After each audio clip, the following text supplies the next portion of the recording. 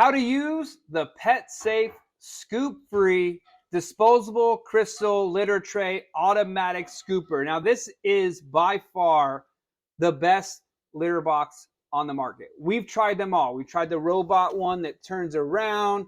We tried every single automatic scooper. Because when you have cats, the worst thing in the world is scooping the poop, right?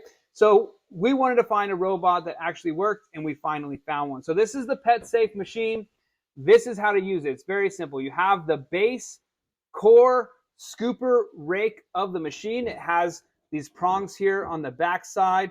And what you do, it's very, very easy, is you simply lift up the tray, you scoop in and replace the replaceable litter trays every so often once the litter is saturated or there's too much poop or the number on your counter reaches the number that you decide to replace these at every single time.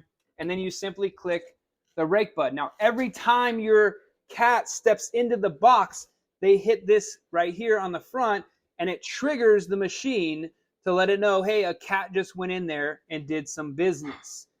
When they do the business, the machine back here tells you every 5 minutes, 10 minutes, or 20 minutes, whatever setting you prefer it on, depending on how many cats you have.